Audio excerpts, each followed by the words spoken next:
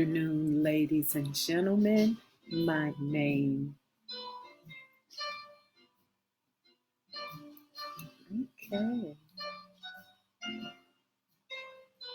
Good afternoon, ladies and gentlemen. My name is Dr. Marisa Dick, and I am the leading African American contemporary Christian romance novelist. I have authored 5 contemporary Christian romance novels, and they are Them's Eve's Daughters,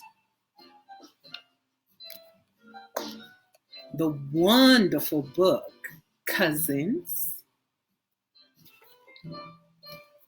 another book entitled Letters,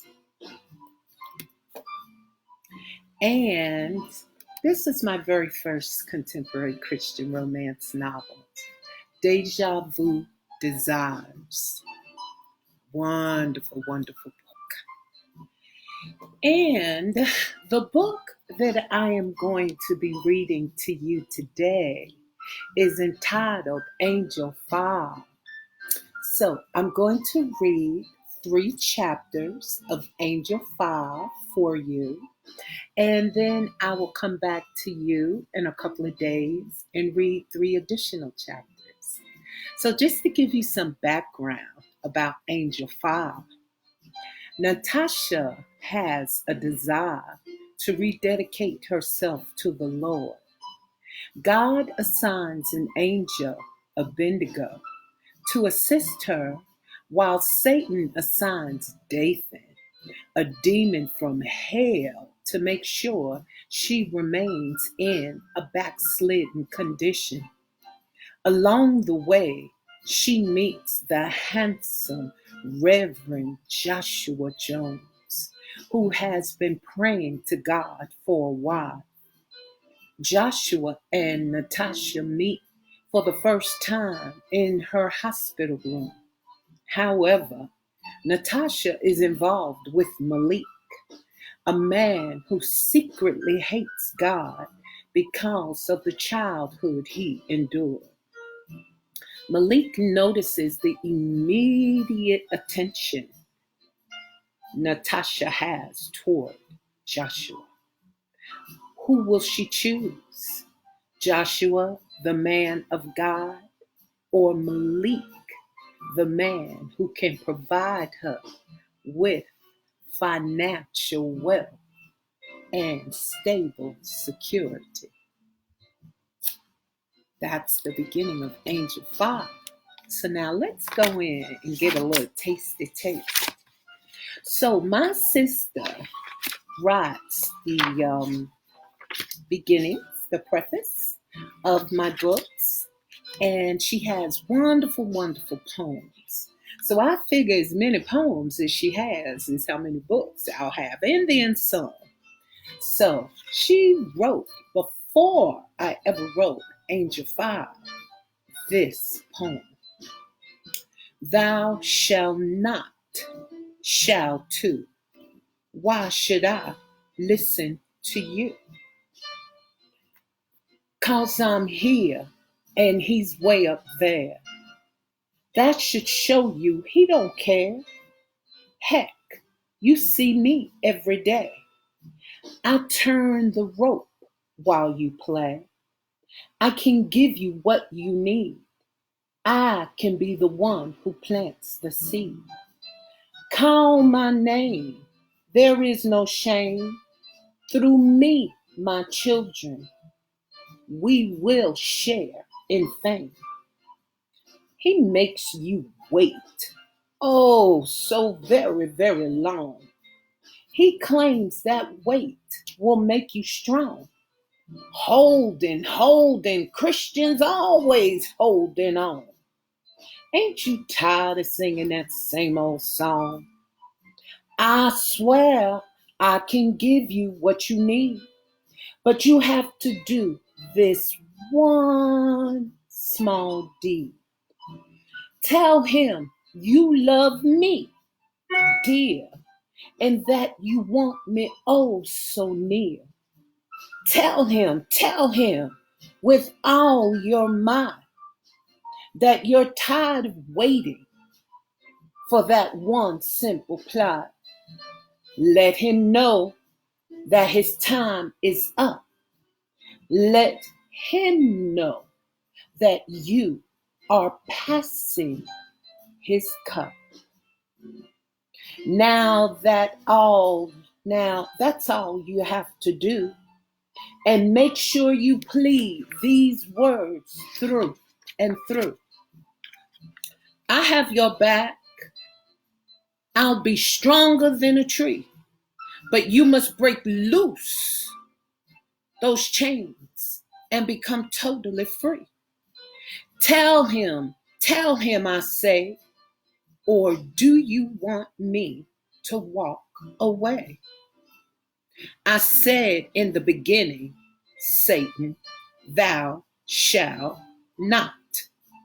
Weren't you in close earshot? I said no, and no means just that. You think you're one slick cat. Though I pray and pray and pray, I know God listens to what I have to say. I know he loves me.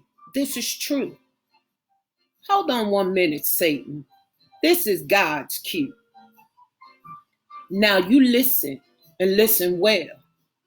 I've only given you a temporary pass from hell. These are my children, though they may stray. However, they will always listen to what I have to say. There will always be a wall between you and me, but sooner or later, Satan, you will surely see all that is given and shines is not gold, and all of your works will unfold. You will be seen for what you really are. One great big, long, huge, hideous scar. They know you won't lead them to a heavenly place, and they know no one will be there to plead their case. Satan, people are realizing what you truly stand for, and they are now holding me to even their score. It won't be long before your number is up. You best sit down, cross your legs, and shut up. Chapter 1. Abednego flew from the gates of heaven with great anticipation. He turned and waved at the host of angels, playing their trumpets, wishing him victory and a speedy return home. As he flew through the thick white clouds, he thought about his conversation with God. God had instructed Abednego to guard Natasha Marie Berry. God told Abednego that the time had come for Natasha to choose between everlasting life and eternal damnation. Abednego bowed his head and kneeled humbly before the Lord. God was moved by his humility. After he gave Abednego his instructions, he rewarded him with a pair of wings that were stronger and more splendid than ever before. Normally, Abednego's wings were wider than snow, but these wings were wide with sparkles of gold and silver. He also equipped Abednego with a new sword that had yet to meet with demonic flesh. Abednego flew around heaven's atmosphere, adjusting to his new wings and admiring his new gold and silver sword. He balanced the sword between his hands and jousted with an imaginary foe in order to get used to its weight in his hands. Abednego knew God was well pleased with him to have blessed him with a splendid pair of wings and a sword such as this. Once he felt comfortable with his new wings and sword, he flew through the sky in search of Natasha. He spotted her in a hospital room as he flew through the beautiful white clouds, inhaling the last of heaven's sweet perfume. Abednego looked back toward heaven once more. He saw the heavenly host of angels waving at him as the pearly gates closed and the clouds covered its entrance. Abednego descended from heaven's atmosphere and hovered above Natasha. He closed his eyes and began to pray. As he prayed, thanking God for the gifts he had bestowed upon him, the hairs on his wings rose. Abednego looked at his wings. The gold and silver sparkles were dancing with alarm, alerting him to the presence of evil.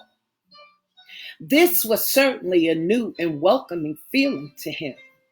Normally, he would have to rely on his instincts to know when evil was approaching. Abednego was excited, but he kept his composure as he felt the presence of damnation, hate, and remorse approaching him from behind. His nose wrinkled as the stench from the bowels of hell accompanied the demon assigned to stop Natasha from giving her life to Christ. Dathan tiptoed behind Abednego. He thought he was sneaking up on him. He looked at the back of Abednego's head and reached for his sword. Slowly, Dathan pulled the sword from its metal casing and raised it above Abednego's head. He had hoped to chop it off before Abednego had a chance to even fight him for Natasha's soul.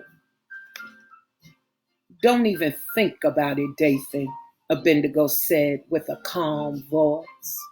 Abednego didn't move an inch. Dathan sucked his teeth, put his sword back inside of its casing, and walked to the left side of Natasha. So, they sent you, huh?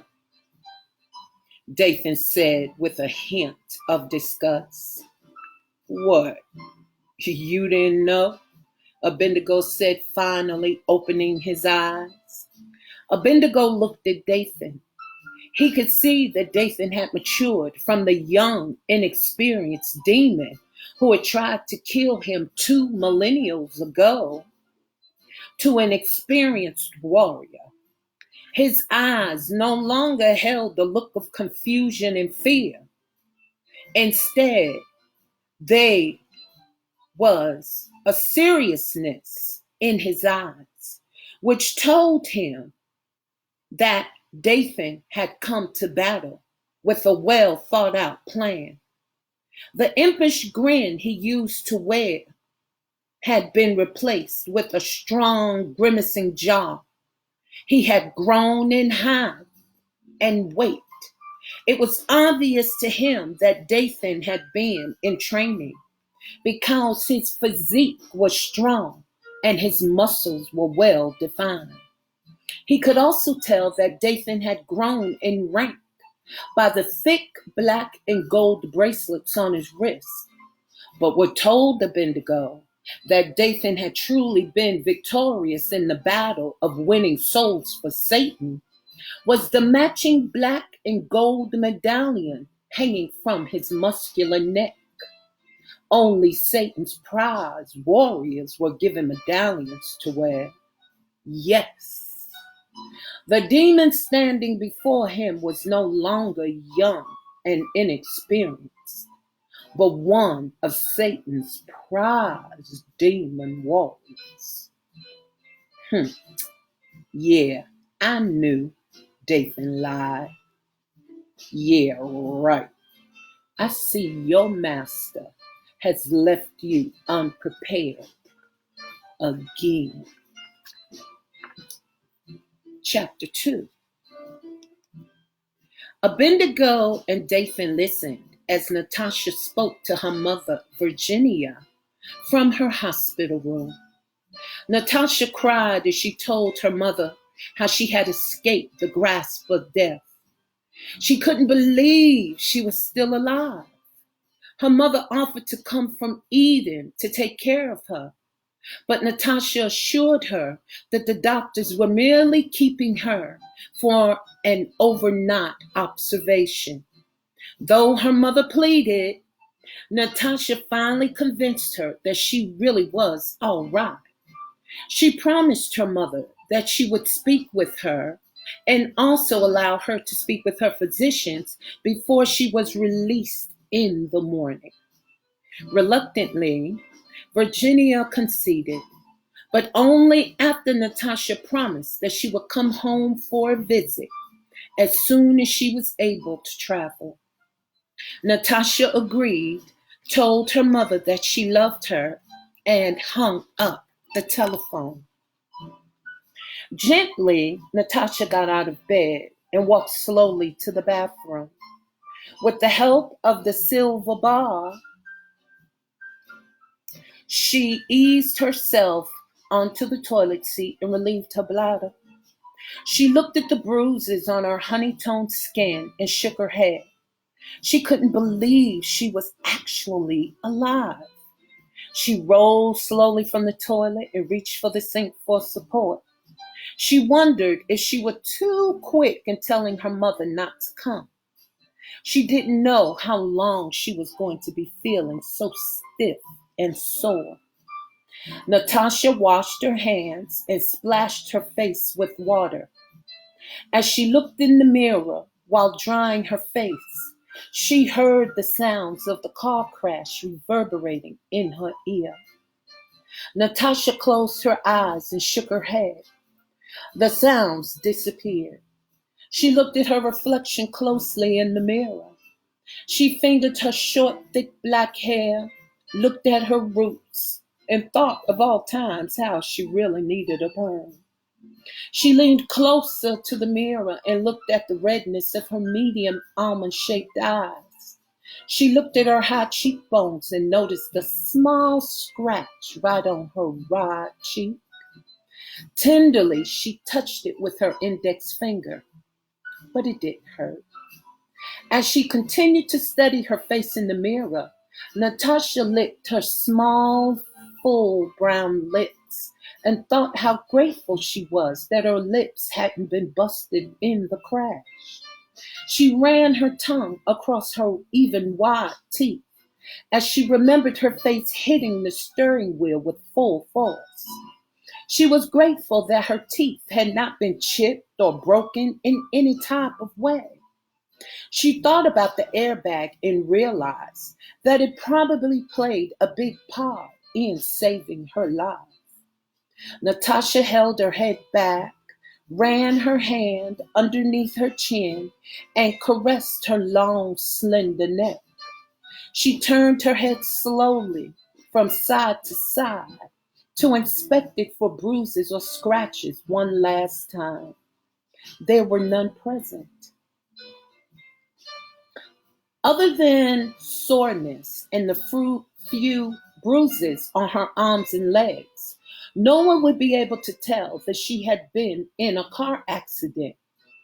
A car accident that had taken the lives of 3 other people. Though it was not her fault, it pained her because 3 lives had recklessly been lost.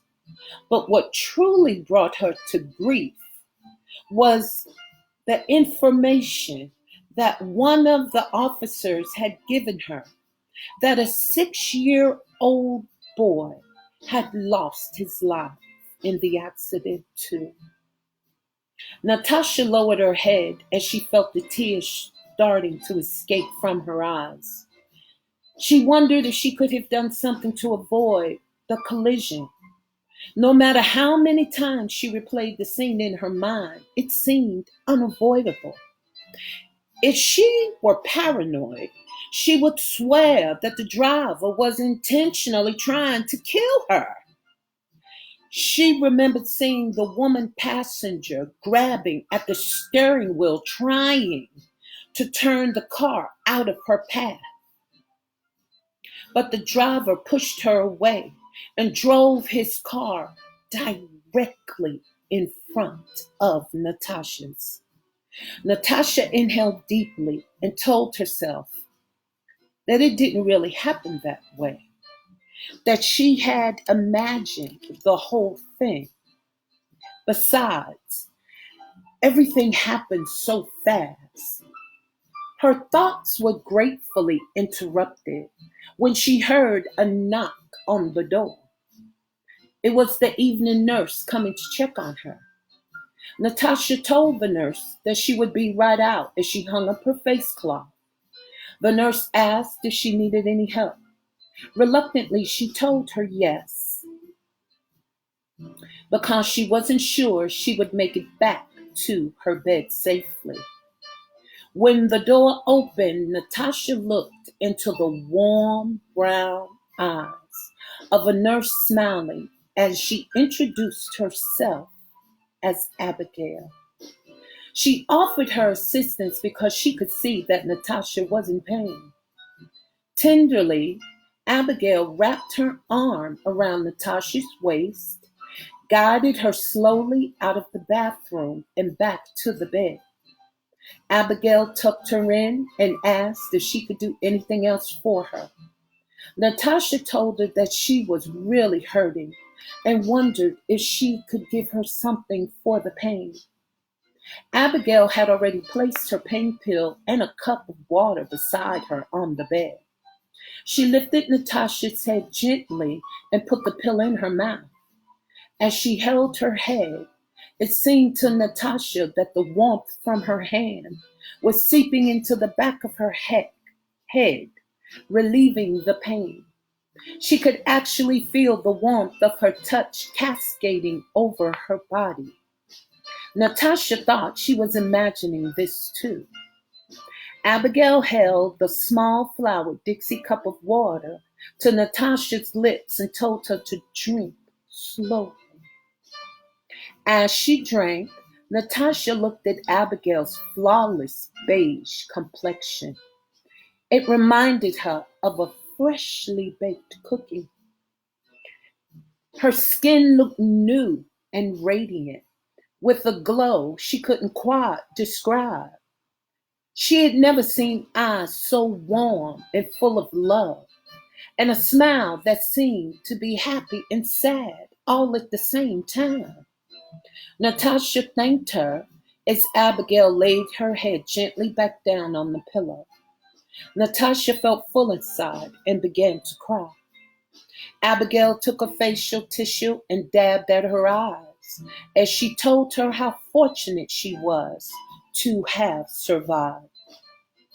Abigail asked Natasha if she had accepted Jesus Christ as her personal Lord and Savior. She asked Natasha if she believed that Jesus had died on the cross for her sins, rose on the third day so that she could have everlasting life. Natasha didn't quite know how to respond. Between her tears, she told Abigail that she had been raised in the church, but while she was in college, she barely attended and had almost completely stopped praying. Abigail chuckled and told her she had experienced the same thing. She told Natasha that her parents had been staunch Baptists, and it was mandatory that they attend Bible study every Wednesday night and both services on Sunday. Natasha chuckled with her because she had been reared the same way. She told Abigail, however, that she had her beat because her parents made her attend Sunday school, 8 o'clock, 11 o'clock, and 6 o'clock services. And if their pastor by chance was going to preach at another church after 11 o'clock service, well, her parents were the first cars following behind him. Abigail did agree that Natasha most likely had her beat. Natasha told Abigail that she didn't know why she had stopped going to church once she was out of her parents' home. Abigail told her it was simply because she thought she was grown and she could finally do whatever it was that she wanted to do. Natasha closed her eyes and moaned to keep from laughing because to do so hurt. Instead, she shook her head yes in agreement. Abigail caressed her head and the pain subsided. Natasha thought the pain had left because she had stopped laughing. Abigail asked Natasha if she were saved again. Natasha told her yes, that she had given her life to Christ when she was 15. Abigail told her that was good, and she caressed her face. Abigail asked Natasha if she had been blessed with the precious gift of tongues. Natasha told her yes, but admitted that she had not used or spoken in her heavenly language for many, many years. Natasha asked Abigail, "Why are you asking me all these questions?" Abigail told her that she was just letting her know that God loved her and that he understood her dilemma. Dilemma? What's she talking about? Dilemma. Natasha didn't know what dilemma Abigail was talking about. Just as she was about to ask, Abigail told her that it was time for her to leave.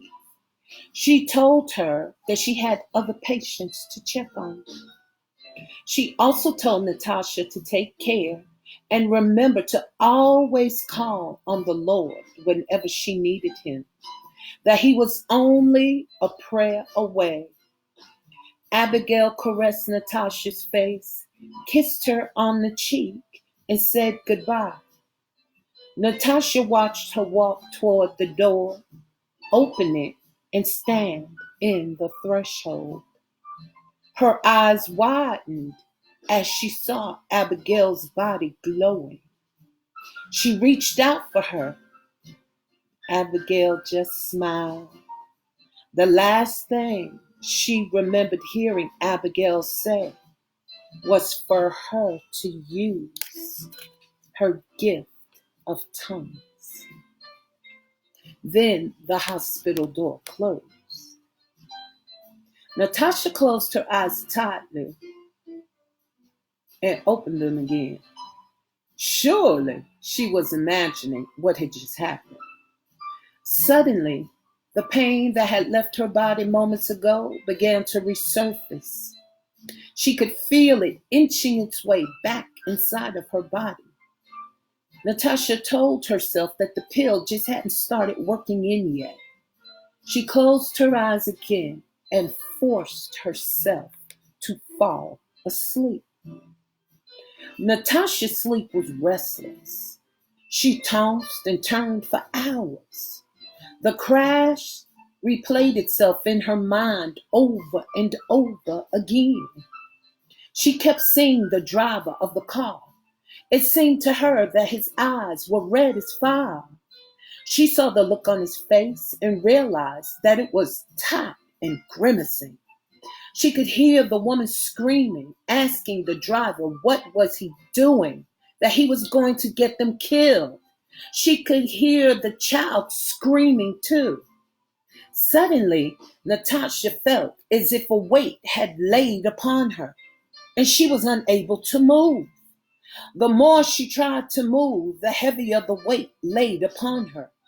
She felt as if her breathing was actually being hindered.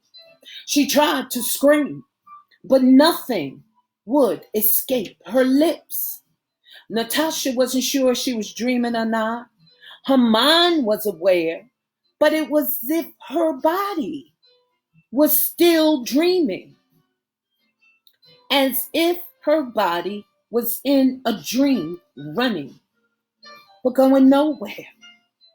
Natasha tried to open her eyes, but they were locked shut.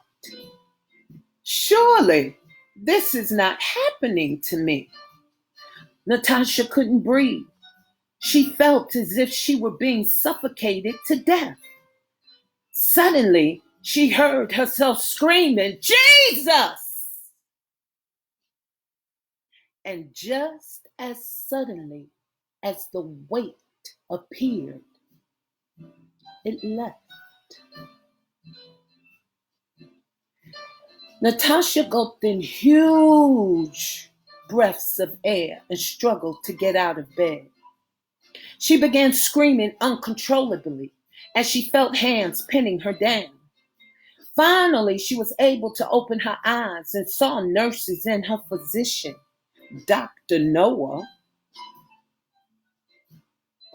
surrounding her, telling her to calm down. Slowly, she regained her senses and began describing her experience.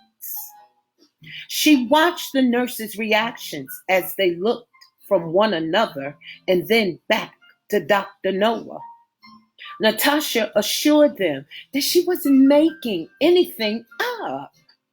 Dr. Noah took her hand, patted it, and told her that he was going to give her something to help calm her nerves. She watched as he wrote on his prescription pad and passed that prescription to one of his nurses. She watched the nurse leave the room quickly as he began testing her pulse. Natasha closed her eyes. She knew she wasn't crazy. She felt as if something had literally laid upon her and was trying to kill her. She was upset because nobody in that room believed her. She began to cry.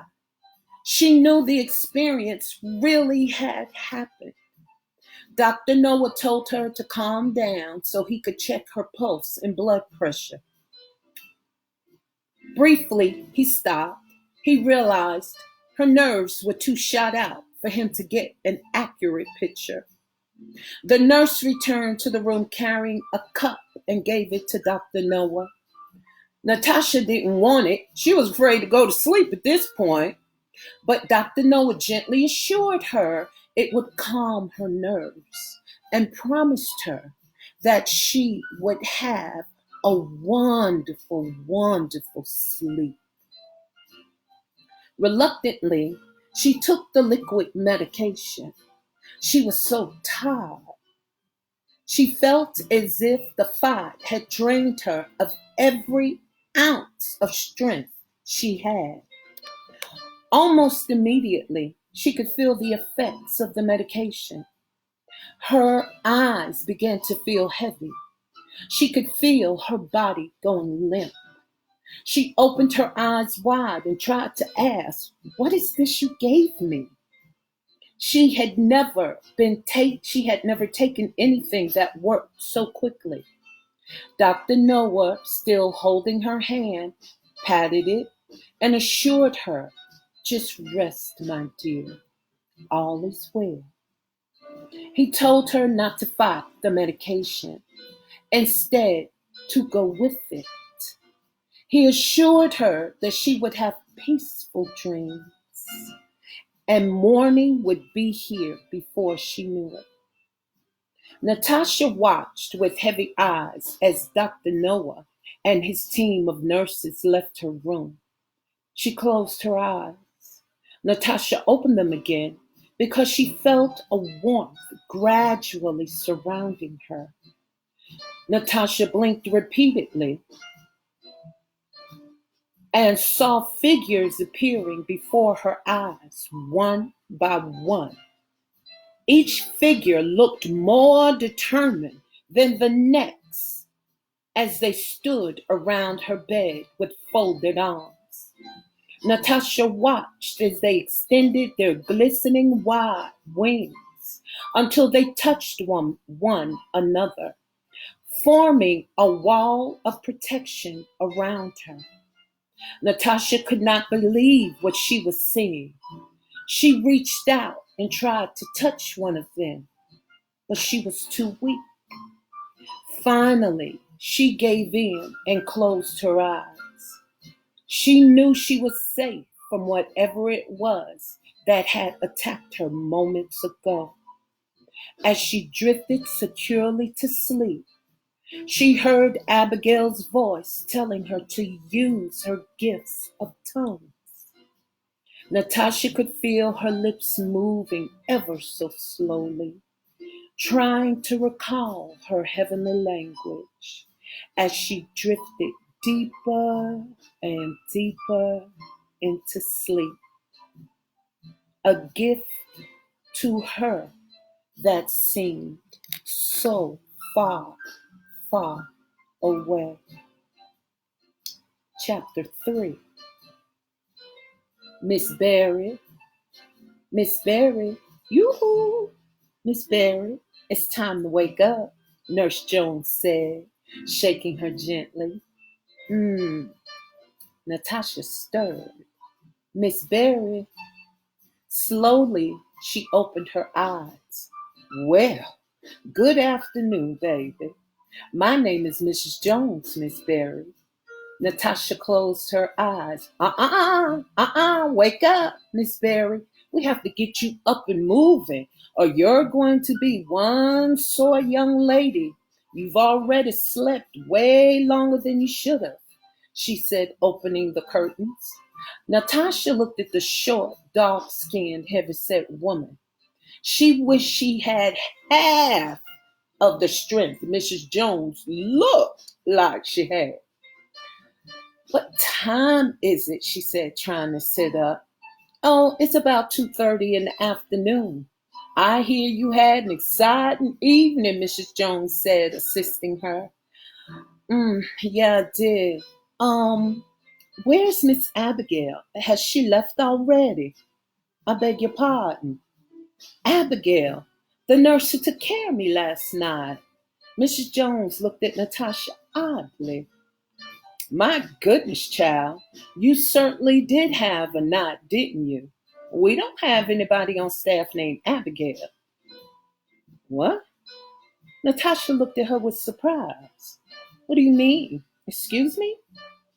We don't have anyone on staff by the name of Abigail. Are you sure that was her name? Well, yeah, I'm sure, Natasha stammered. I'm sure. Yeah, she said her name was Abigail. Well, I'm sorry, honey. We don't have anyone here by that name. And I should know because I'm the head nurse and I hire every nurse in this facility. I would certainly remember hiring someone named Abigail. Natasha was silent. Now, come on. We need to get you in the shower and walking around. Dr. Noah has decided to keep you here for just one more night for observation. Oh, by the way, your mother called early this morning and spoke with him. He assured her that you were doing well and would be out of the hospital certainly before the week is out. The week out? Okay. All right, now, come on. Here we go. Just lean on me. I got you, baby. Natasha leaned on Mrs. Jones for support and allowed her to escort her to the bathroom. She leaned on the seat as Mrs. Jones ran the shower and tested the water with the warmth of her hand. Do you think you're strong enough to wash yourself, baby? You can sit right down here on this chair, but I can help you. I don't mind. No, thank you, ma'am. I think I can handle it. You sure? Yes, ma'am, I'm sure. Well, all right then. You make sure you hold on. Don't take any chances. And if you feel dizzy in any kind of way, you make sure to pull this red cord now. You hear? Yes, ma'am, I understand. Now I'll be right outside. I'm going to freshen your bed for you and give you some clean linen. Yes, ma'am. Before she left, Mrs. Jones untied Natasha's pink and white hospital gown and watched her carefully as she got in the shower. Natasha closed her eyes and let the water cascade over her aching body. She adjusted the knobs to make the water hotter. As she tried to stand beneath the water, she massaged her neck and realized, I might better sit back down. So she did. She wondered if she had imagined meeting Abigail. No, she was certain she had met this woman last night. She remembered the warm feeling of her touch at the back of her head. She knew she had not imagined anything. She wondered how Mrs. Jones could not know about Abigail. Suddenly, Natasha realized that she had not heard from Malik, her boyfriend. She wondered if he had tried to call her early this morning, too. Though Mrs. Jones told her that her mother called, she didn't remember hearing the telephone ring. Maybe I slipped through it. I didn't hear Mama call. She wondered if Malik really did call, and she really did sleep through it. Natasha finished her shower and carefully stepped out. She called out to Mrs. Jones and asked if she could please bring her some lotion. Mrs. Jones knocked lightly on the door, passed the lotion and a clean gown to Natasha. She asked if she needed help again, but Natasha told her she was fine. Natasha lotioned her body and looked at the nightgown. She wished she had had her own clothes. She became agitated as she put on the fresh hospital gown because Malik had not bought the overnight bag she had requested. Natasha looked in the mirror, combed her short, thick black hair with her fingers. She looked at the toothbrush in the plastic bag on the sink and sucked her teeth. She wanted her own toothbrush. She called out to Mrs. Jones and asked if she could please get her some toothpaste. Mrs. Jones told her to simply put the toothbrush under some running water and it would foam up. She told her once it foamed, she could go ahead and brush her teeth. All would be fine. To Natasha's surprise, as she put the toothbrush under the water, it began to foam, and she brushed her teeth thoroughly. After brushing her teeth, she rinsed her mouth with the strong antiseptic mouthwash and left the bathroom. As she walked toward the bed, she realized that her body was not as sore as it was yesterday. She hoped it was because she was getting better and not the remainder of the medication she was given last night. Natasha sat down in the chair and looked around the room.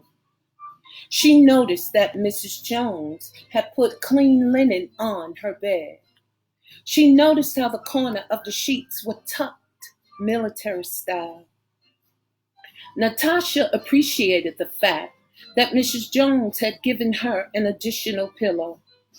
Natasha opened the drawer on the nightstand and looked for her beeper. She picked it up and saw that no one, with the exception of her mother, had called. She was confused. Surely Malik had called her girlfriends and told them that she was in the hospital.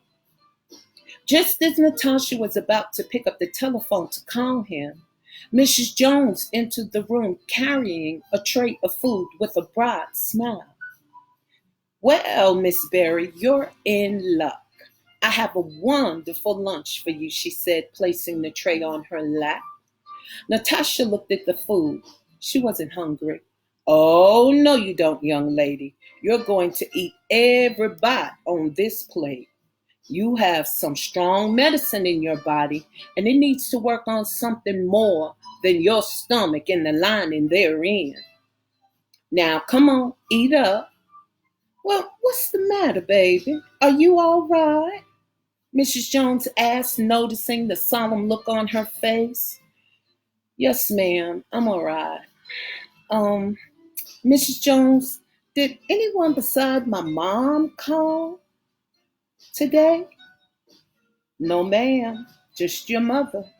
To be quite honest, dear, I did think it was quite odd that you'd be here alone when your mother said she felt comfortable not being here because she knew your friends would probably be there with you. Natasha looked up quickly. She knew Virginia would be on the next plane if she had any idea that she was in the hospital alone. You didn't say anything to her, did you? I don't want my mom to worry. No, of course not, honey. I didn't say a word. I'm sure your friends will be here before you leave. You know, there's no telling what kept them away. They're probably extremely busy, I'm sure. Don't take it personally, baby. That statement was far too late. Natasha had already taken it personally. Eat up before your baked spaghetti gets cold, baby. Natasha looked at the tray of food. Ma'am, do I have to feed you? Mrs. Jones asked with her hands on her hips. Reluctantly, Natasha picked up the fork and poked at the spaghetti. She put a small portion of it on the fork, licked her lips, and put it inside of her mouth. Natasha chewed slowly. The small morsels of well-seasoned spaghetti caused the saliva glands in her mouth to awaken.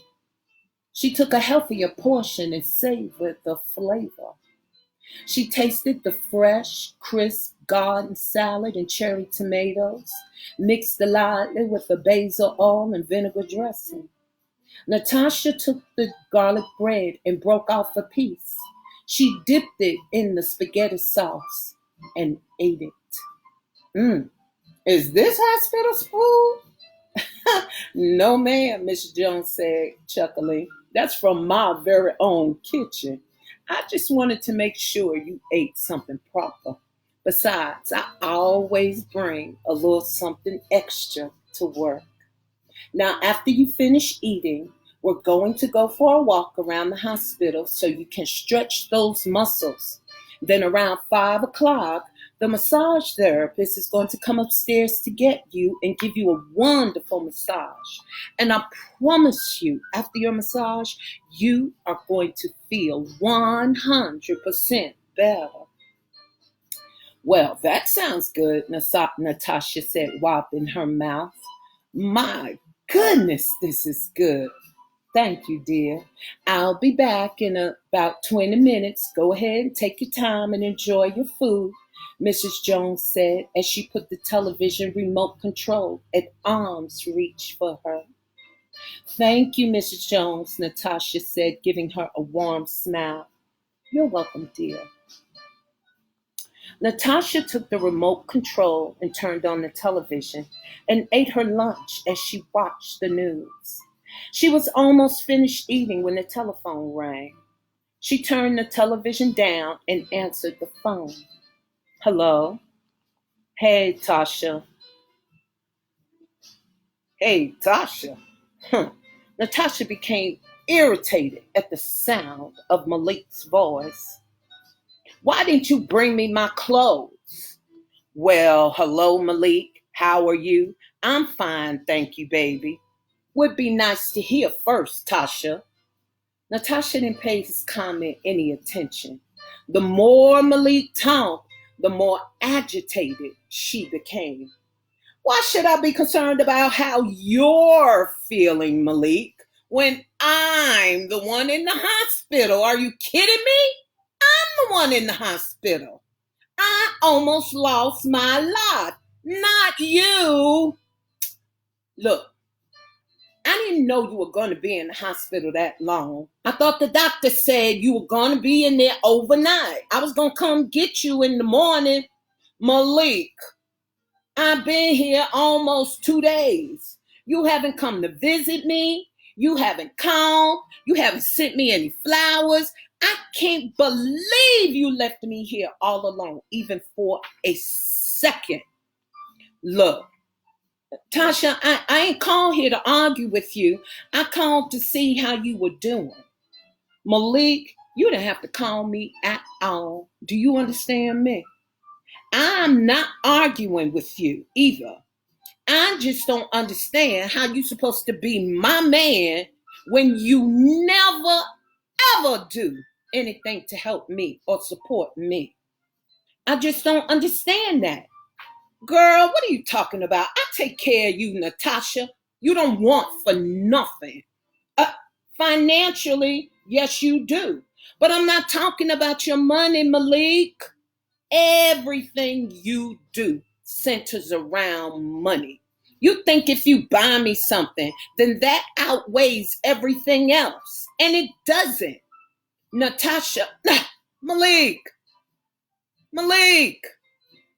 I'm not trying to sound ungrateful for all that you've done for me financially, but I don't need your money right now, boo. I don't need that. What I needed was for you to be here for me, Malik. That's what I needed. I needed you here with me to let me know that I'm going to be all right. I needed you to give me some comfort for a change. And if I ever needed you, it's now. Do you realize, Malik, that I almost lost my life? It's always about you, your money, and what's convenient for you. If you bang your finger or stub your toe, I'm all over you, taking care of you, helping you do everything you need. Half the time, you don't even have to ask. I see it, it needs doing, I do it. So I get it done, Malik. Shoot, you know you don't never even have to ask. I just do it because I love you. I don't understand why you find it so hard to give me just a little bit of the consideration that I give to you. Malik was silent. He knew what Natasha was saying was true. However, it was her tone that caused his jaws to tighten. It was the attitude delivered behind every correctly pronounced word that drew his hand into a tight fist. Malik could see her neck moving rhythmically on her head. Malik could see her head moving rhythmically on her neck as she spoke to him. Malik closed his eyes tight. Malik, what? He answered with irritation in his voice. Natasha ignored him. As far as she was concerned, she had every right to have an attitude. How dare he be upset by her questions or her tone? She already knew that Malik's jaw was tightened. She already knew that his fist was tightly clenched. Natasha was merely waiting to hear him slam it down on the table, as if doing so would bring her insubordinate behavior to a close. She sucked her teeth. See, that's what I'm talking about right there. Now, you have an attitude because I'm trying to tell you how I feel. Really, Malik? Malik remained silent. Did you call Keisha, Rashida, and Tracy? I can't believe they haven't been here, especially Tracy. Did you call them? Yeah. Well, I ran into them at the club. Malik, man, what are you doing? He asked himself with disbelief. That was the last thing he had intended on her to know. Excuse me. I know you're not about to tell me that you went to the club and you saw them. Really? Now, Natasha, you mean to tell me that I almost lost my life, and that means nothing to you at all, Malik? You would rather be at the club than here with me? Do I mean anything to you at all? Malik was silent. So, while you were at the club, did you manage to find time to tell them that I was in the hospital? Huh? Did you find time to tell them that? Yeah, Malik said dryly. Well, come on. What did you tell them exactly? Tell me what you told them. I told them you had been in an accident, but you weren't hurt all that badly. Uh-huh. Okay. And that's all you told them? You didn't tell them that my car was smashed like a can? You didn't tell them that the firemen had to use the jaws alive to get me out before the car caught fire, blew up, and burned to a crisp? They don't know that 3 people died, Malik. They don't know none of that. Natasha, I, you know something, Malik? I don't know why I bother calling you my man. There's no way in the world you could care about me. And you let me know it every time you give me your behind the kiss. Almost since the night we met, you've always tried to make me feel like I should be glad that you chose me to be your woman. You act like that you're the one who's the prize just because you're tall, dark, and handsome and built like an athlete. I bet you think you're actually trying to refine me by exposing me to your big house, all your fancy cars, the new clothes, the labels, the shoes. Everybody knows that you have money to burn. Just know this, Malik. I'm tired of kissing your behind. I'm tired of you making me feel like I don't count. And I'm certainly tired of the way you constantly ignore my feelings. You don't have to bother coming here to see me. And don't call me even when I get out. How about that? I'm sick and tired of you and your selfishness.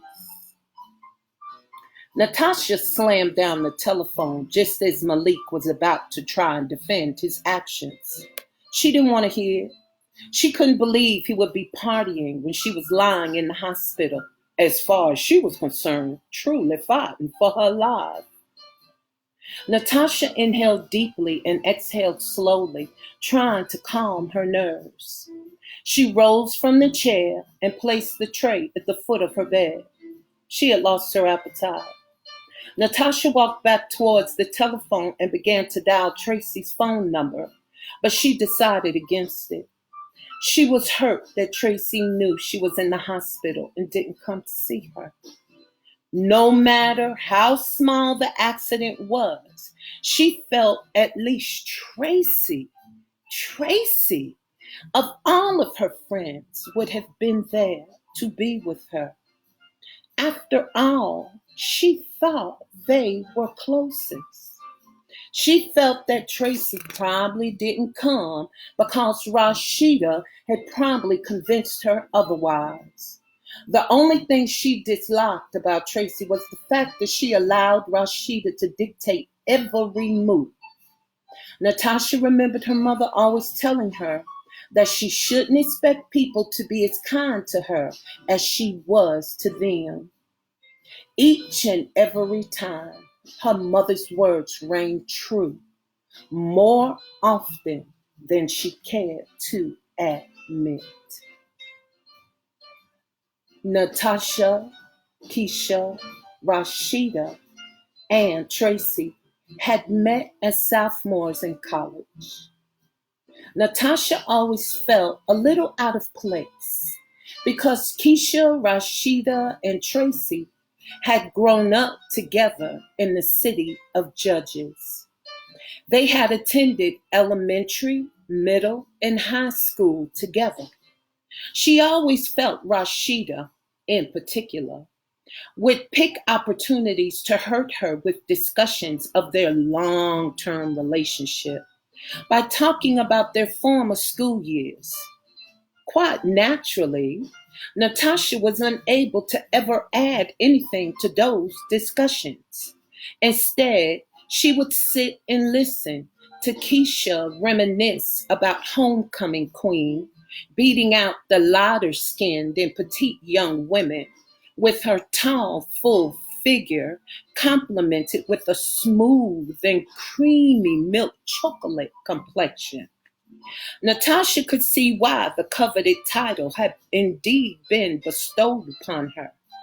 Because Keisha was not only beautiful with dark brown sparkling eyes and thick medium length black hair, she was also academically inclined.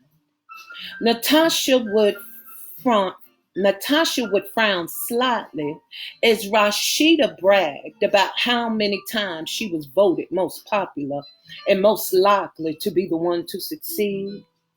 Rashida would put her hands on her full hips, raise her head high, and prance in front of Natasha, hoping that she would be envious of her achievements as well as her hourglass figure. Natasha knew that Rashida tried to downplay Keisha's beauty by constantly talking of her own French vanilla complexion, as if being lighter skinned made her better and or more desirable. Then there was Tracy, whom she genuinely loved the most. It was as if she and Tracy were kindred spirits. Natasha would listen with a happy heart as Tracy reminisced about being drum major of their high school marching band. Natasha would laugh as Tracy demonstrated her marching techniques. She could visualize her back then, stepping high with her honey-toned petite figure, leading the marching band with vigor. It seemed to her that they were stuck in the past, though. It was as if high school had been the most significant time of their lives. Natasha assumed it was because, well, back then they were more popular in high school. While attending Spelman, they were barely noticed amongst the sea of colorful and beautiful women who were just as who were just as beautiful and intellectual, which always bothered Rashida immensely. However, Natasha was accepted throughout the entire campus. It was as if the students were drawn to her warmth, pleasant attitude, and strong mindedness. Natasha assumed that's why Rashida chose to accept her into their clique, hoping being friends with her would help promote them. Natasha sat on the edge of the bed and lowered her head. She wanted to cry. She knew if the situation were different, she would have been there for either one of them. She looked up when she heard a knock at the door. It was Mrs. Jones again. My goodness, girl, what in the world is wrong? Don't tell me my cooking upset you that bad, did it? She asked with a surprising look on her face. Natasha shook her head no and told Mrs. Jones that she appreciated the food and had eaten as much as she could, but she couldn't finish it. Mrs. Jones took the tray and placed it on the rolling cart near the door. All right then, are you ready for your walk? Yes, ma'am. Oh, come on now. When I left, you weren't feeling this down. What's wrong, honey? Natasha burst into tears. Mrs. Jones wrapped her motherly arms around her and held her tight. I can't believe my friends didn't come to see me. Who? My girlfriends, Mrs. Jones, my boyfriend. I just spoke to Malik. He said he told them that I had been in an accident, but they didn't come. Nobody came. He didn't even come. Do you know where he was? Probably somewhere in a club, Mrs. Jones meant to say to herself. Oh, child, baby, I didn't mean for that to come out of my mouth. I thought I said that in my mind. It's okay. It's okay. Because that's exactly where he was. Can you believe it? Mrs. Jones. I mean, I wait on that mojoker hand and foot all the time. I almost lost my life yesterday. And he's out at the club?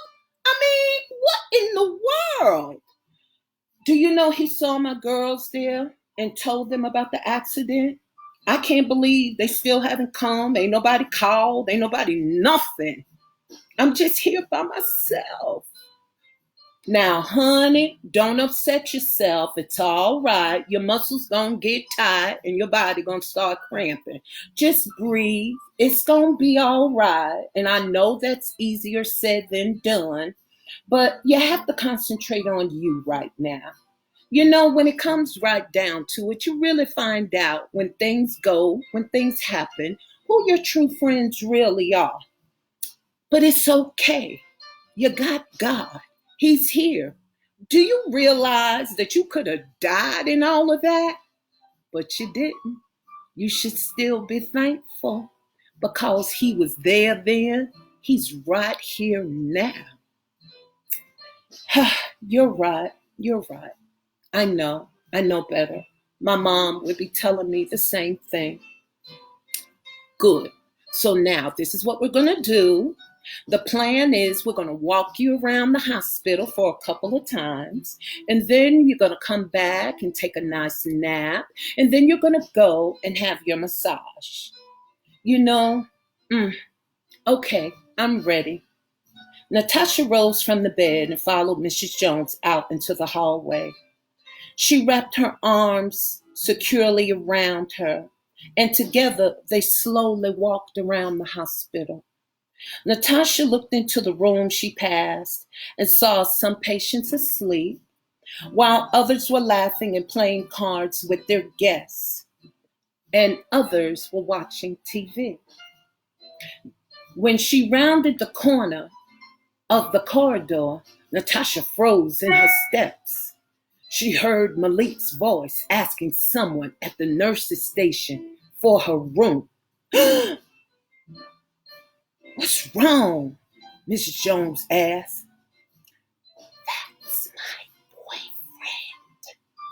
That's Malik, she whispered, running her hands through her hair. Mrs. Jones peeked around the corner, but she couldn't see anyone. Malik must have been leaning on the front desk. Oh, I see. Well, you look just fine, baby. Just keep right on walking. Don't pay him no never mind. Act like you don't even see him. As they rounded the corner, Natasha held her head high. She heard someone tell him that she was in room 242. Natasha heard him say, "Thank you."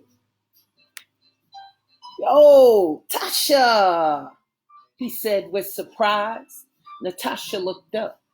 Malik was carrying a beautiful arrangement of assorted flowers, graced with honeysuckle and 4 balloons, with a big card reading, "Wishing you a speedy recovery." "Hey, Tasha, girl," he said, leaning down to kiss her. "Oh, I know this mojoker ain't trying to kiss me." Natasha turned her head. Malik was embarrassed. He looked at Mrs. Jones and saw the disapproving look on her face. Your raggedy tail coming up in here trying to kiss on somebody. Malik tried to play Natasha's response to him off. "Girl, that medication they got you on got you tripping." "What, you still delirious, boo?" "Look what I bought you," he said, offering her the flowers and balloons. Natasha looked at him. "Oh, you can't carry them, can you?" What are you doing here, Malik? I told you didn't have to come. What do you mean, what am I doing here? I came to see you, boo. Like you really want to be here?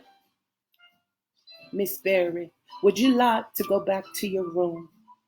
No, ma'am. No, thank you, Mrs. Jones. I'd really like to finish my walk, if you don't mind. I don't mind at all. Excuse us, sir, Mrs. Jones said, cutting her eyes at him and putting her nose in the air. Malik stepped out of their path and watched as Natasha made her way slowly down the corridor with assistance of Mrs. Jones. He started to leave, but he knew her attitude was justified. After she hung up, he thought about the conversation and realized how horrible it sounded.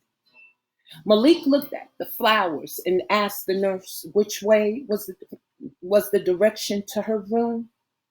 The nurse pointed to him that room 242 was down the hall, the second door to your left. Malik went directly to her room and placed the flowers on the stand beside her bed. He tied the balloons to the foot of her bed, turned on the television, sat down in the tan leather reclining chair, and waited for her to return. As he flipped through each station, trying to find something interesting to watch, he wondered what was going on with their relationship. The past few months had really been stressful. It seemed to him that all they ever did anymore was argue over petty issues. While Malik waited, he thought about yesterday evening. He wondered how he even ended up at the club when his intention was actually to come see Natasha. So I'm going to take a little sip here. Cranberry juice and pomegranate.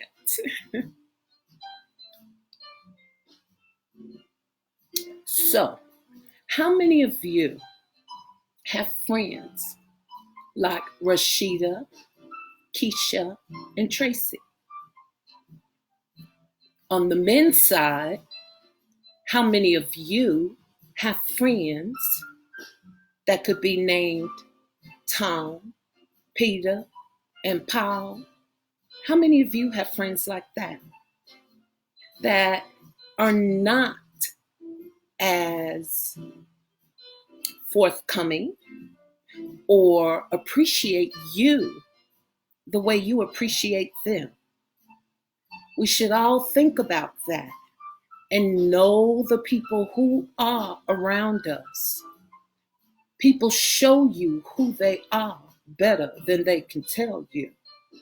And you should take note of that better by and by.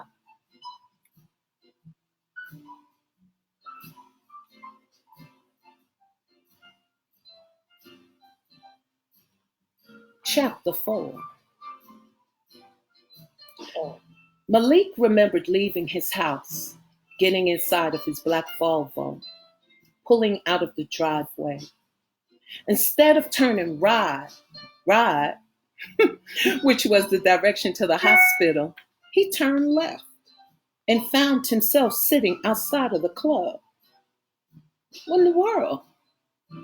He remembered asking himself how he even got there. He had every intention on being with Natasha. Instead of leaving, he could feel something pushing him inside of the club.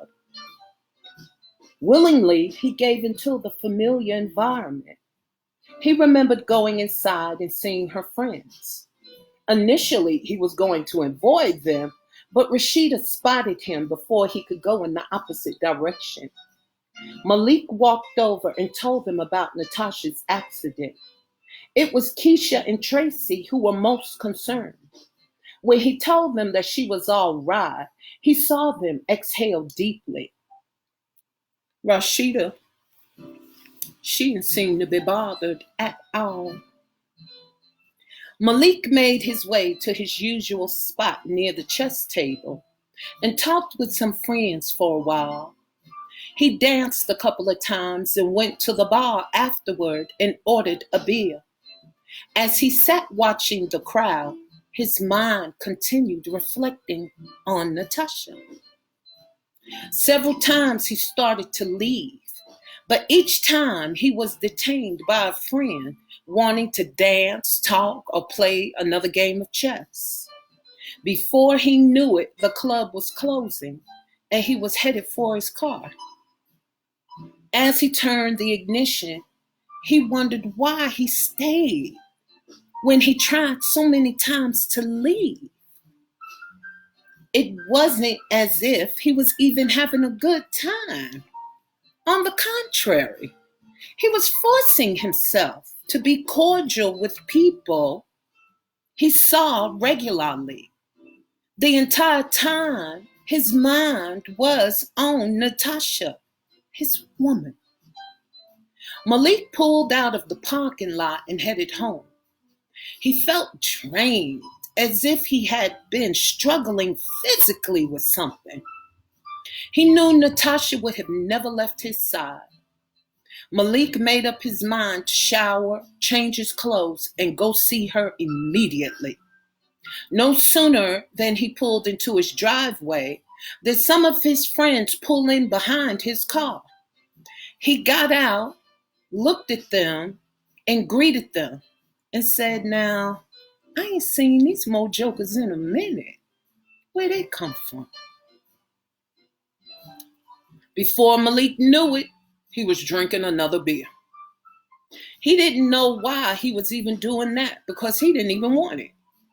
One of his friends tossed him an unlit joint. Malik caught the joint and rolled it between his fingers as he just looked at it. He lit the joint and inhaled deeply. Malik leaned his head back and enjoyed the smoothness of the marijuana smoke seeping into his lungs and filling his brain, clouding his thoughts. Malik watched his friends through hazy light brown eyes.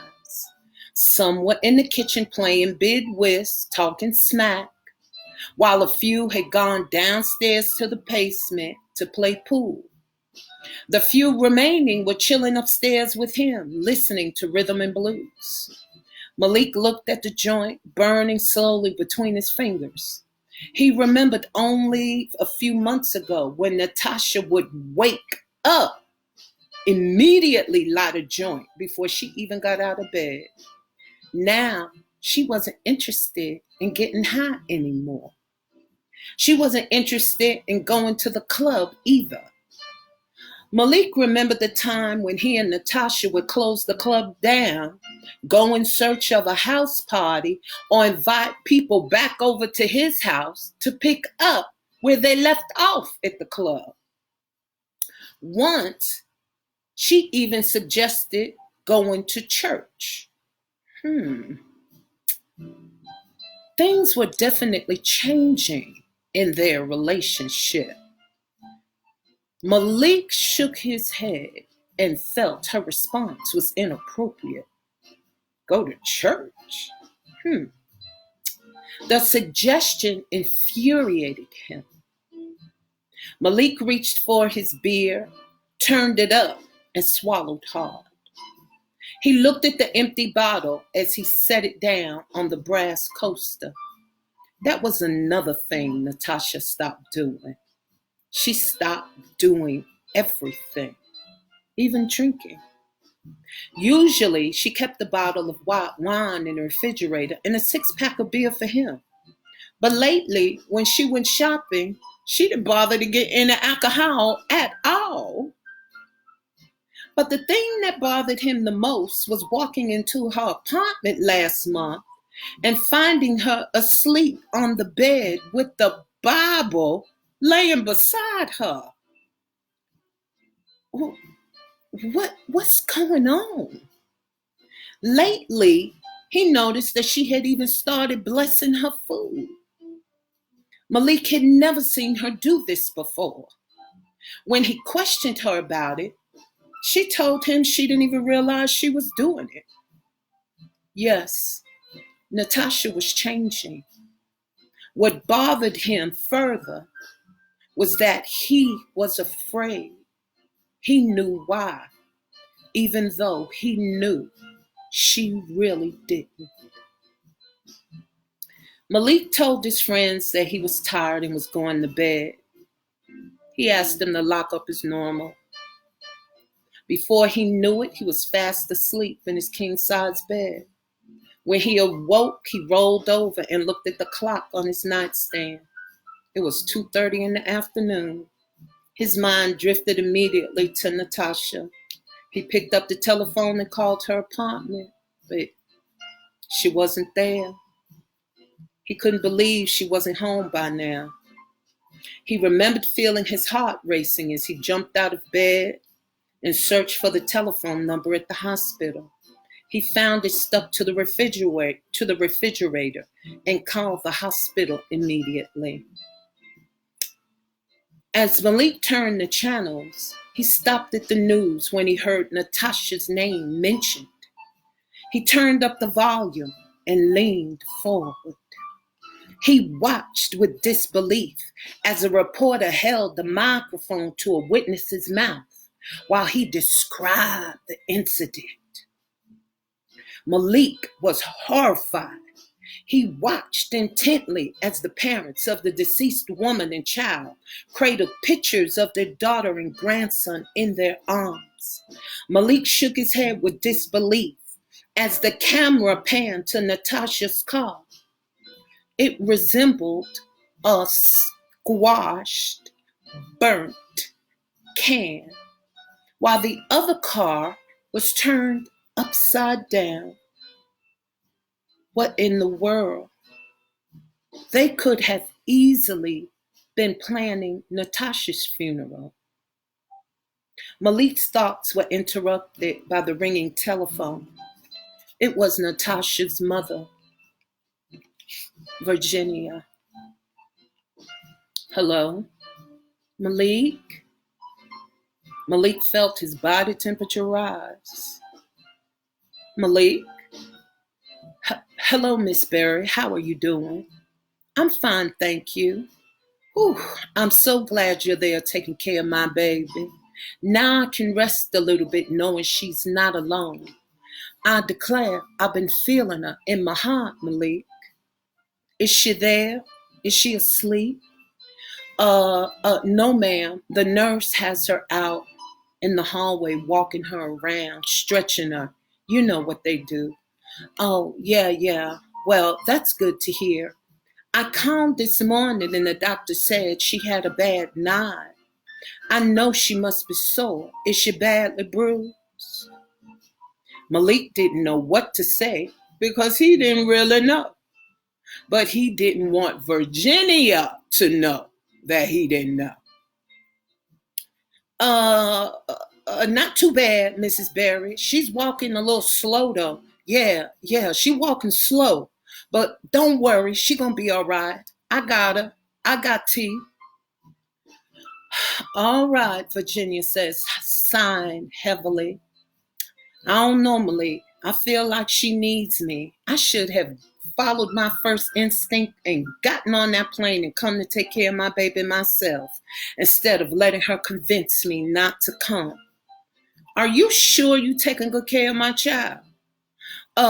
Yes, ma'am, I am. She's all right, Mrs. Berry, Malik tried to assure her. Well, when she gets back in, I want you to tell her to call me immediately. I have to go to church because we having a program, so I might not be back home till a little bit after 8:30. So tell her to call me if she don't get me right now. Call me after 8:30. I'll be home. Okay, yes, ma'am. I'll tell her. You have a good night at church, Miss Berry. Thank you, Malik. Malik, yes, ma'am. Take care of my baby. I am, Miss Berry. I am. Malik hung up the telephone feeling terrible. Garbage and trash. He felt awful for not being able to give Natasha's mother more detailed information. Malik rested his head on the back of the chair and closed his eyes. He realized that he almost lost the best thing that had ever happened to him. He was shaken. He could tell by the tone of Virginia's voice that she was not totally pleased with his response. Malik also knew that Virginia realized he couldn't give her no information because he didn't know himself. You know, a mother knows. It amazed him how Virginia could read people so well. He could, however, read her well enough to know that she was not particularly fond of him. He knew Virginia had expected Natasha to settle down with a good Christian man, something he was not. Just like his mother wanted him to settle down and marry a good Christian woman. Malik had also grown up in the church. But when his mother was killed by a stray bullet, he tossed his religious beliefs and love of God aside. At the tender age of 12, he was forced to face the cruel world after being put into a group home that was less than welcoming. It was in these group homes where his eyes were opened to the bitterness of the world. The unhappy spirits that dwelled there taught him to fight and look out for himself. Having emotions in these group homes was considered to be a weakness, and weak he was not. After his mother, Valeria, died, no one ever made him feel that he was loved or appreciated or even wanted. Instead, he found himself fighting for his life through initiation ceremonies after ceremonies in every group home he was transferred to. No one ever embraced him, wrapped their loving arms around him when he was sick with a cold or a stomachache. Instead, he was made to feel as if his illness was an inconvenience or a burden. No matter how he prayed, it seemed his world continued to crumble around him. Besides, there were thousands of innocent people like his mother dying every day from hunger, war, drive-by shootings.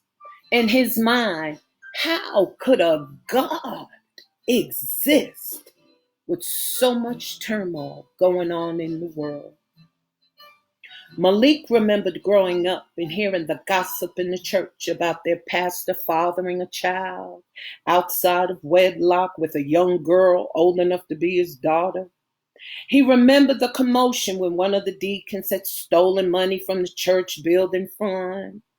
He remembered the horrible argument in the sanctuary when a visitor sat in one of the church mother's seats. The visitor was asked to move but refused. Are you kidding me? You asking me to move over a seat? It don't say reserved. The church mother began cursing and wailing at the visitor and said she been sitting in that same seat for 40 years. Malik remembered asking his mother how could stuff like that be going on in God's house. His mother told him with a warm smile that the devil was always busy, even in God's house. And besides, baby, how do you think he wouldn't be busy down here in God's house when he is literally up there in God's house, scheming and conniving with a third of the host of heavenly angels to conspire against God? So do you really think if it happened up there that it wouldn't happen down here? Malik sat back and thought about the day his mother died. They had been arguing about her tithing. He asked her why she continued to tithe when the deacon was obviously taking the money. He told her that ever since he could remember, they had been contributing to the building fund, but he ain't seen a new building yet. He wanted a new pair of sneakers. Valeria told him she could not get his sneakers that week, but promised him he would have them next week. That wasn't good enough for Malik. School was starting in a few days, and he didn't want to go to school on the first day with old sneakers. He asked her not to give the offering, just the offering, so he could have his sneakers. Valeria told him flatly no. She told him it wasn't going to kill him to wear the sneakers he had for another 2 weeks. Malik didn't want to hear it. He wanted his new sneakers. But he had been saving his own money from working in the grocery store after school. He was only $15 short. His mother's offering was $20. Valeria asked Malik for his tithes and offering as she put her money in the church envelope, licked it, and sealed it shut with a smile. It seemed to please her to give her hard-earned money to God. Malik watched as his mother wrote the name on the envelope. She looked up at him with warm eyes. Malik refused to give her his hard-earned money. Instead of being obedient, he told his mother that he was using all of his money to buy his sneakers. He asked her why was it necessary for her to give the offering if she was going to tithe. In his mind, it wasn't like she wasn't giving God anything at all. Besides, all God asked for was the tithe, the first 10%. He didn't say anything about no offering. In a calm voice, Valeria told her son to keep his money. She told him that God wanted a cheerful giver, and that he obviously wasn't. Malik watched his mother place his empty envelope on top of the refrigerator, put on an apron, and begin cleaning the chicken for their dinner. Malik was confused. He asked his mother, why should he be without his sneakers when their pastor was proudly riding in a new silver Cadillac and living in a beautiful home? Valeria told him that it was not her concern what the pastor did with the money. She was being obedient to the word of God. Valeria pulled Malik gently to her breast and embraced him in her warm, loving arms. He embraced her back. She told Malik that he was mistaken about giving his offering to God. She reminded him that the book of Malachi, chapter 3, verses 7 through 10 stated, "Return unto me, and I will return unto you, saith the Lord of hosts. But ye said, wherein shall we return? Will a man rob God? Yet ye have robbed me. But ye say, wherein have we robbed thee? In tithes and offerings. Ye are cursed with a curse, for ye have robbed me, even this whole nation. Bring ye all the tithes into the storehouse, that there may be meat in mine house, and prove me now, Herewith, saith the Lord of hosts, if I will not open you the windows of heaven and pour out you a blessing, that there shall not be room enough to receive. Valeria reminded her son tenderly that he had never seen a hungry day in his life. He had decent clothes on his back and a warm bed to sleep in every night because she lived by those principles. She told him, since he had a paying job, that he was now held accountable for doing the same. She told Malik that he was a part of the whole nation, and the nation meant their family. Malik looked up from his mother's breast and apologized for being disobedient. He reached in his pocket and slipped his money inside of her apron pocket. Valeria smiled as she felt his hand go inside of the apron pocket. She raised his head and planted kisses all about his face while telling him how proud she and God was of him. Malik closed his eyes and enjoyed his mother's warm, tender kisses. She was all he had. He never knew his father, but that was all right with him. But Malik knew Valeria loved him with her last breath. Valeria gave him a final squeeze and told him to go watch television while she prepared dinner.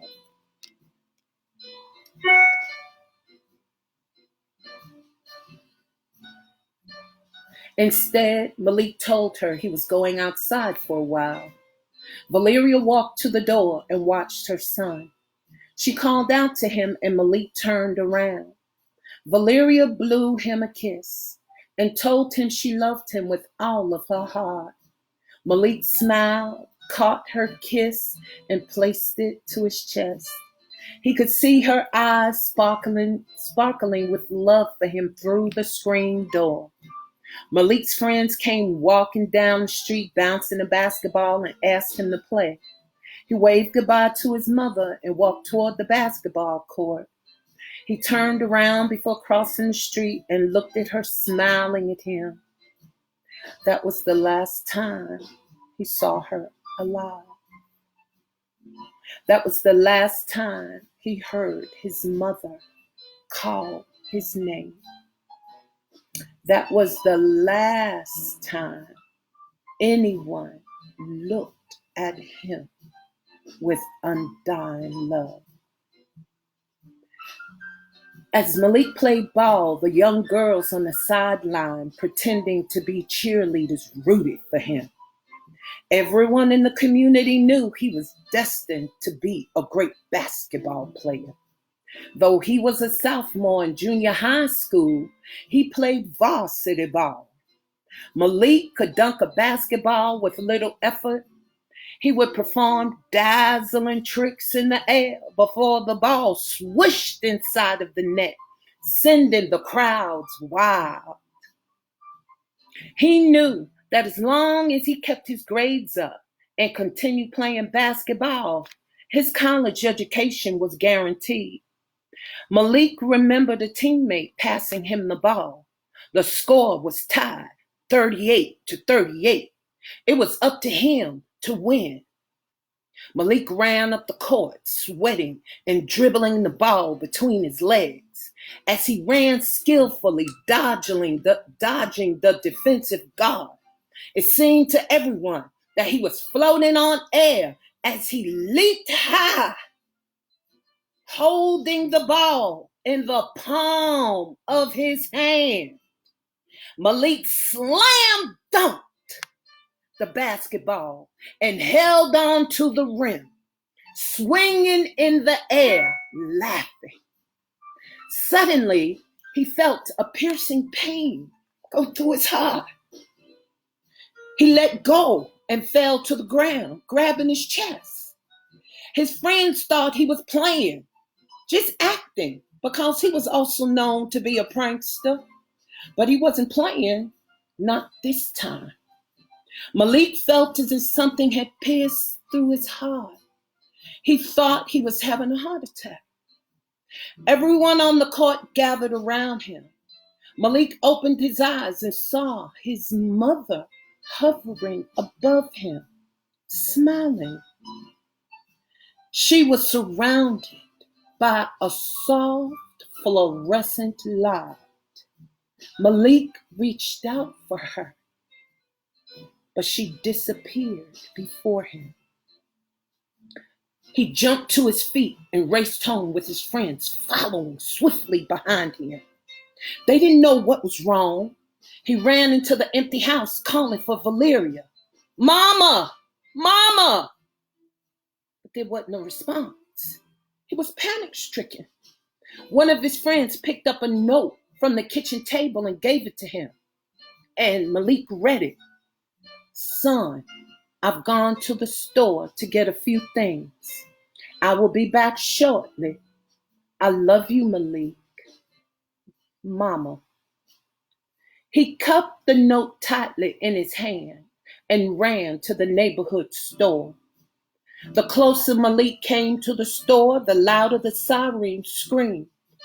As he rounded the corner, he saw a crowd of people gathered outside the neighborhood grocery store. His heart raced as he forced his way through the crowd. To his horror, he saw his mother lying outside of the store with groceries spread around her. Malik remembered the police holding him firmly as the emergency medical technicians tried to rescue her. They tried to resuscitate her. He could hear his words crumbling and hear and feel his world crumbling around him as he watched them shake their heads no. Malik jerked away from the officer and dropped at his mother's side. He looked at her. She appeared to be sleeping peacefully. He shook her while calling her name, but she didn't respond. Malik noticed the grocery on the ground around her. Valeria had purchased a box of chocolate cake mix, chocolate icing, milk, eggs, and butter. He knew she had went to the store for him. He looked down at her chest and saw the blood oozing from the wound. He reached out, touched it, and rubbed the warm, sticky blood between his fingers. Malik lifted his mother's limp torso and held her tightly in his arms. He remembered hearing someone say that two men were arguing and one of them pulled out a gun. They began to wrestle and the gun discharged. It was then when Valeria came out of the store and was struck by the stray bullet. Malik screamed in agony, calling God's name over and over again, begging his Lord to bring his mother back. He prayed reverently as the onlookers watched with amazement. Malik tried to bargain with God. He told God that he was sorry for trying to keep his mother from giving her offering. He promised God that he would never try to stop her again. He promised God that if he would bring his mother back, he would be a cheerful giver just like her. No one understood what he was even talking about. A policeman tried to pull him away, but Malik held on to his mother tightly. He remembered hearing someone tell the police officer to leave him alone, to let him hold her while her body was still warm. Malik finished his prayer, opened his eyes, fully expecting his mother to be alive. But when he looked down upon her, she wasn't. Nothing had changed. Malik felt that God had abandoned him, had turned his back on him. Why would he take her when he knew that Valeria was the only person he had? God knew that his mama was the only one who loved him with all of her heart. A heart so full of love for him that it was unconditional. At that very moment, his belief in God diminished. Malik felt the warm blood flowing through his veins turn cold, that it felt as if needles were traveling through his veins. He could hear the chambers in his heart slamming shut one by one. The sound reminded him of a dungeon door closing. He could feel his arteries hardening with hate.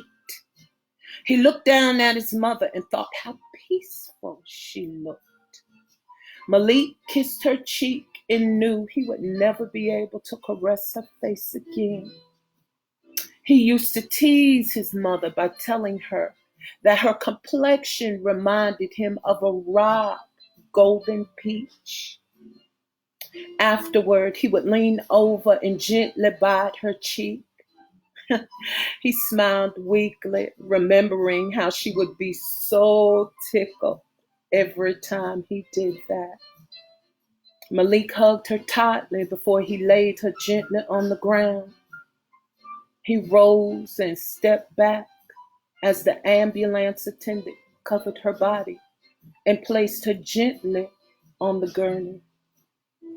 Malik could feel a shell forming around his heart as he watched them roll his mother into the waiting black car. When they closed the door, he noticed that the white letters on the back of the car read, City Morgue. He looked at the car, looked up at the blue and white sky. He begged God one more time to bring his mother back. As he watched the car making its way slowly through the crowded street, he looked at the car before it rounded the corner and looked up at the sky toward heaven and shook his fist violently. He cursed God and told him that he was no longer a part of him. He spat on the ground and sealed his fate. As he walked through the crowd towards his empty house, he felt the last bit of warmth leaving his body. Malik grabbed his chest as if to keep that little bit in.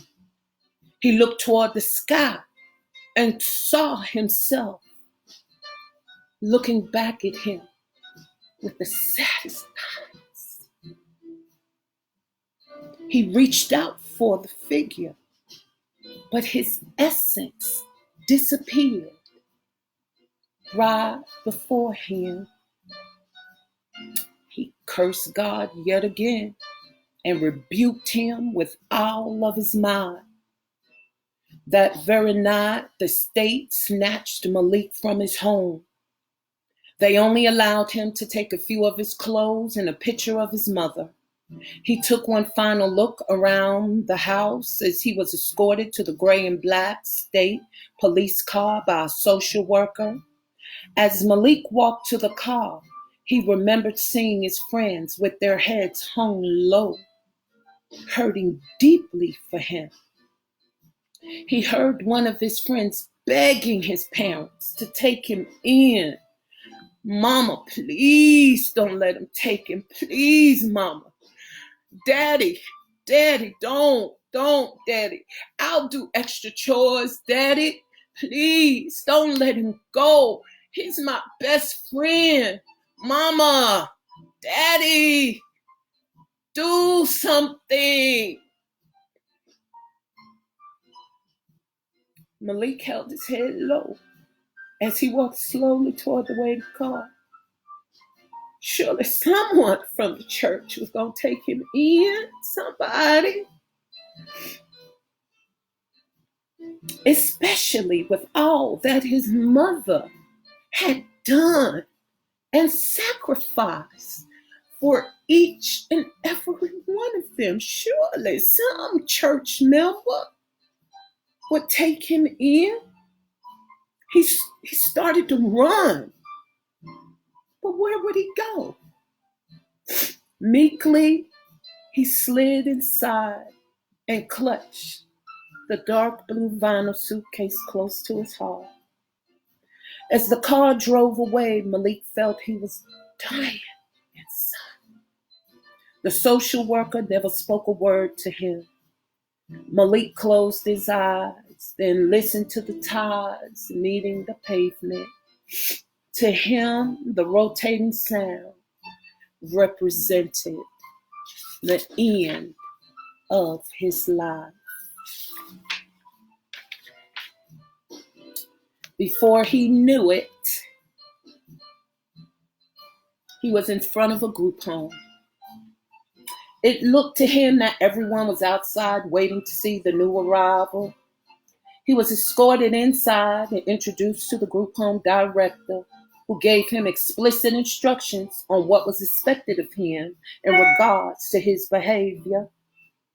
He was allowed to attend his mother's funeral whenever those arrangements would be made. Afterwards, he was escorted to a room that looked very much like an army barrack. He was taken to his bed among the other 35.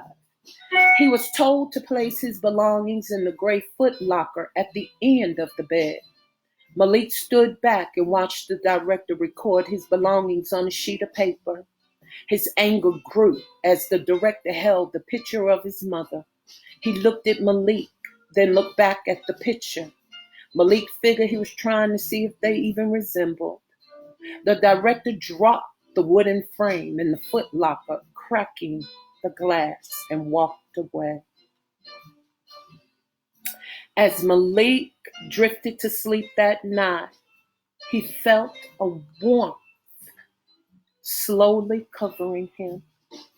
He had no idea that it was Jesus Christ himself that had just pled the blood over him.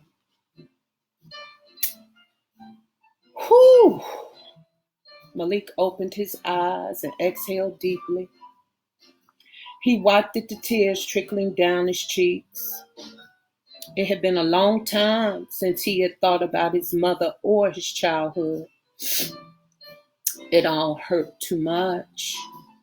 When he thought about Valeria, it forced him to always think about God, and that was too much for him to bear.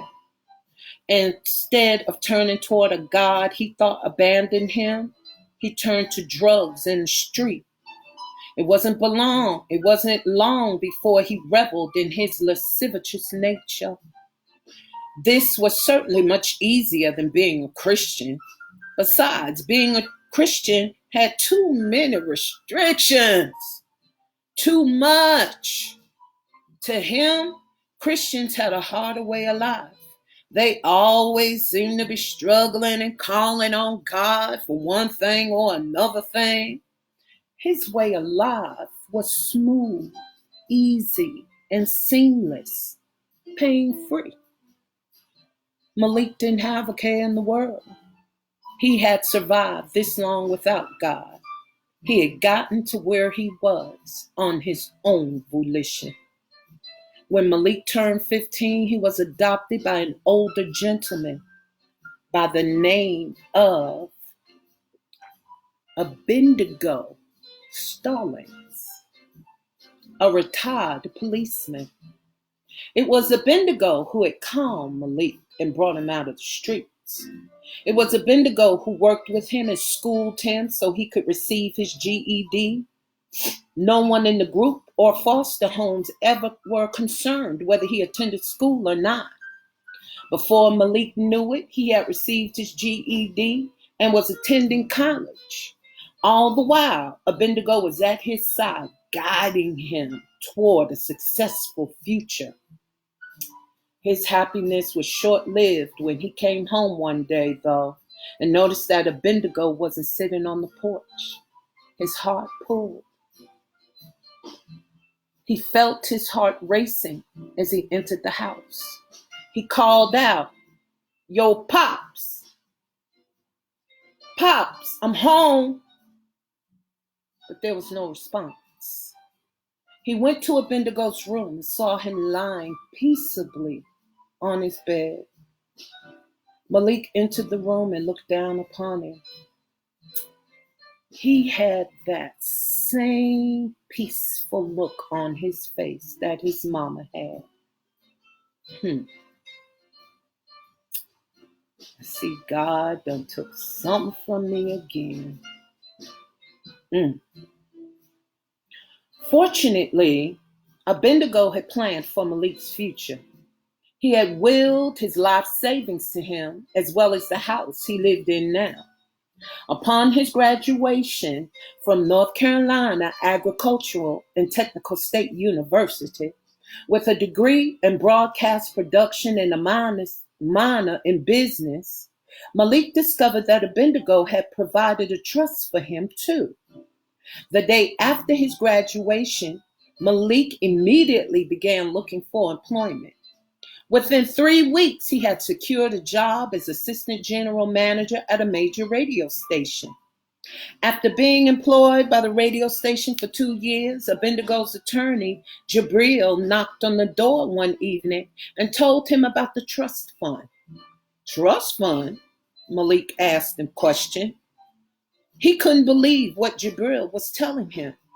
Malik looked at the papers and saw the $600,000 trust fund.